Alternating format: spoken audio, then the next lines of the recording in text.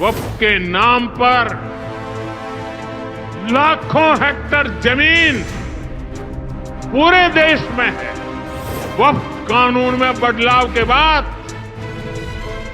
अब ये गरीबों से जो लूटा जा रहा है वो बंद होने वाला है। आपने वक्फ कानून बना दिया सिर्फ जमीन हड़पने के लिए। आपने ये नहीं बताने का काम करोगे कि इससे आप किस तरह फायदा पहुंचाओगे। आपने तो ऐसा शो कर दिया कि वक्फ बोर्ड आपसे भी ऊपर था, कि प्रधानमंत्री जी कहें कि ये तो अब प्रगति मैदान के ऊपर भी कब्जा, भारत मंडपम पे भी कब्जा कर लेंगे, पार्लियामेंट पे भी कब्जा कर लेंगे। वक्फ संशोधन अधिनियम को लेकर पूरे देश में बवाल मचा हुआ है। पश्चिम बंगाल से हिंसा की तस्वीरें सामने आ रही हैं तो विपक्षी दल भी खुलकर इसका विरोध कर रहे हैं। वहीं आज हिसार के मंच से प्रधानमंत्री नरेंद्र मोदी ने वक्फ अधिनियम का विरोध करने वालों को करारा जवाब दिया है। बाबा साहब के विचारों वक्फ के नाम पर लाखों हेक्टर जमीन पूरे देश में है। इस जमीन, इस प्रॉपर्टी से गरीब का, बेसहारा महिलाओं बच्चों का भला होना चाहिए था। और आज ईमानदारी से उसका उपयोग हुआ होता तो मेरे मुसलमान नौजवानों को साइकिल के पंक्चर बनाकर के जिंदगी नहीं गुजारनी पड़ती। लेकिन इससे मुट्ठी भर भू माफिया का ही भला हुआ। पसमानदा मुस्लिम इस समाज को कोई फायदा नहीं हुआ। और ये भूमाफिया किसकी जमीन लूट रहे थे? ये दलित की जमीन लूट रहे थे, पिछड़ों की जमीन लूट रहे थे, आदिवासी की जमीन लूट रहे थे, विधवा महिलाओं की संपत्ति लूट रहे थे। सैकड़ों विधवा मुस्लिम महिलाओं ने भारत सरकार को चिट्ठी लिखी, तब जाके कानून की चर्चा आई है। वक्फ कानून में बदलाव के बाद अब ये गरीबों से जो लूटा जा रहा है वो बंद होने वाला है।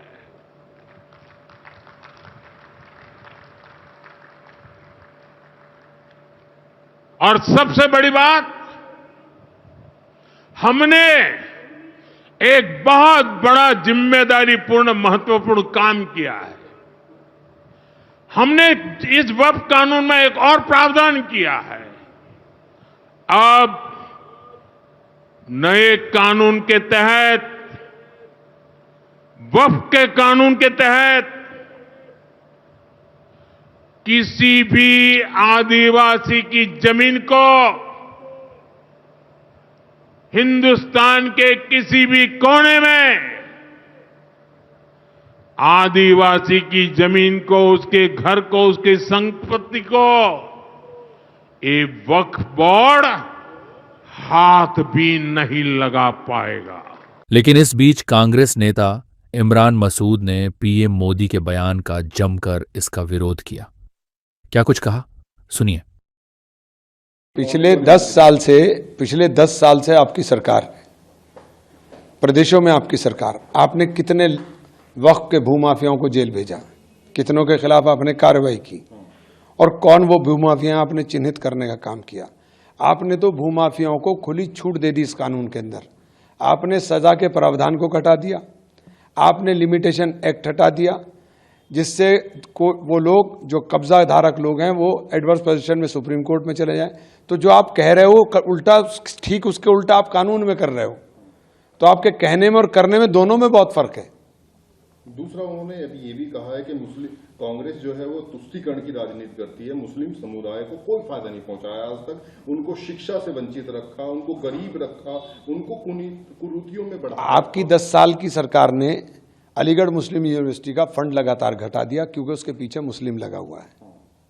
आपकी 10 साल की सरकार ने अल्पसंख्यकों को मिलने वाली छात्रवृत्ति को खत्म करने का काम कर दिया। आपकी 11 साल की सरकार ने जो मदरसे हैं उनको लगातार बंद करने का काम कर दिया। तो आप कर कुछ रहे हो, बता कुछ रहे हो। आप ये बताइए कि पसमानदा मुसलमान की आप बात करें तो पसमानदा मुसलमान के बच्चों की छात्रवृत्ति क्यों बंद की? क्या आप दोबारा शुरू करेंगे, देने का काम करेंगे? आपने वक्फ कानून बना दिया सिर्फ जमीन हड़पने के लिए। आपने ये नहीं बताने का काम करोगे कि इससे आप किस तरह फायदा पहुंचाओगे। भाई सरकारें आपकी हैं, वक्फ बोर्ड हमेशा सरकार के अधीन रहा। वक्फ बोर्ड कोई ऐसा तो है नहीं, आपने तो ऐसा शो कर दिया कि वक्फ बोर्ड आपसे भी ऊपर था कि प्रधानमंत्री जी कहें कि ये तो अब प्रगति मैदान के ऊपर भी कब्जा, भारत मंडपम पे भी कब्जा कर लेंगे, पार्लियामेंट पे भी कब्जा कर लेंगे। तो ऐसी लच्छेदार बातें आप बोल रहे हैं जो तथ्यहीन है और आधारहीन है। ये मुमकिन ही नहीं हो सकता है। कांग्रेस ने बाबा साहब आंबेडकर के साथ क्या किया? जब तक बाबा साहब जीवित थे कांग्रेस ने उन्हें अपमानित किया। दो बार उन्हें चुनाव हरवाया। कांग्रेस की पूरी सरकार उनको उखाड़ फेंकने में लगी थी। उनको सिस्टम से बाहर रखने की साजिश की गई। जब बाबा साहब हमारे बीच नहीं रहे तो कांग्रेस ने उनकी याद तक मिटाने की कोशिश की। कांग्रेस ने बाबा साहब के विचारों को भी हमेशा के लिए खत्म कर देना चाहा। डॉक्टर अंबेडकर संविधान के संरक्षक थे। कांग्रेस संविधान की भक्षक बन गई है। डॉक्टर अंबेडकर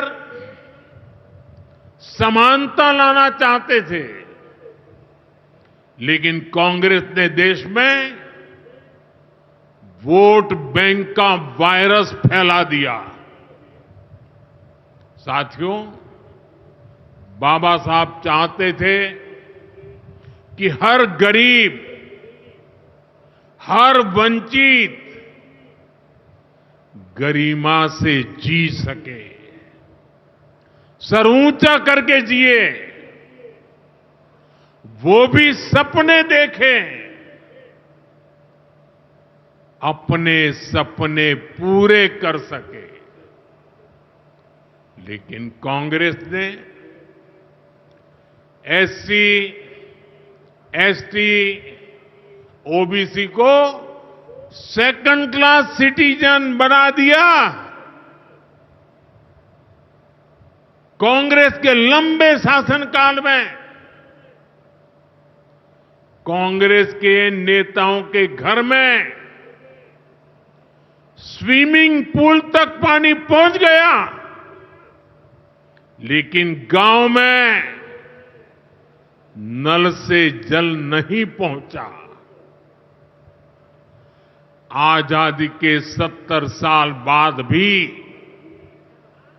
गांवों में सिर्फ 16% घरों में नल से जल आता था। सोचिए, 100 घर में से 16 घर में। इससे सबसे ज्यादा प्रभावित कौन थे? इससे एससी, एसटी, ओबीसी सबसे ज्यादा प्रभावित थे। अरे उनकी इतनी ही चिंता थी, आज जो गली गली में जाके भाषण झाड़ रहे हैं, अरे कम से कम मेरे एससी, एसटी, ओबीसी भाइयों के घर तक अरे पानी तो पहुंचा देते। वक्फ के नाम पर लाखों हेक्टेयर जमीन पूरे देश में है। इस जमीन, इस प्रॉपर्टी से गरीब का, बेसहारा महिलाओं, बच्चों का भला होना चाहिए था। और आज ईमानदारी से उसका उपयोग हुआ होता तो मेरे मुसलमान नौजवानों को साइकिल के पंक्चर बना करके जिंदगी नहीं गुजारनी पड़ती। लेकिन इससे मुट्ठी भर भू माफिया का कोई भला हुआ। पसमानदा मुस्लिम इस समाज को कोई फायदा नहीं हुआ। और ये भूमाफिया किसकी जमीन लूट रहे थे? ये दलित की जमीन लूट रहे थे, पिछड़ों की जमीन लूट रहे थे, आदिवासी की जमीन लूट रहे थे, विधवा महिलाओं की संपत्ति लूट रहे थे। सैकड़ों विधवा मुस्लिम महिलाओं ने भारत सरकार को चिट्ठी लिखी, तब जाके कानून की चर्चा आई है। वक्फ कानून में बदलाव के बाद अब ये गरीबों से जो लूटा जा रहा है वो बंद होने वाला है।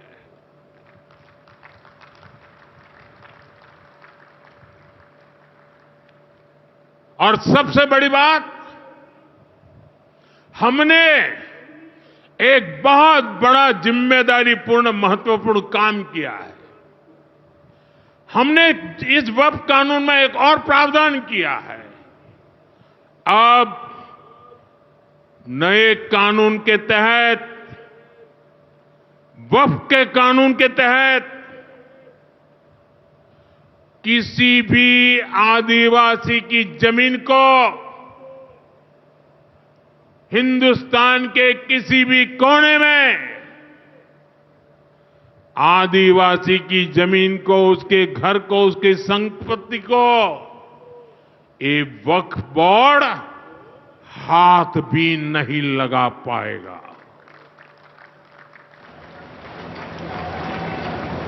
ये आदिवासी के हितों की रक्षा करने का संविधान की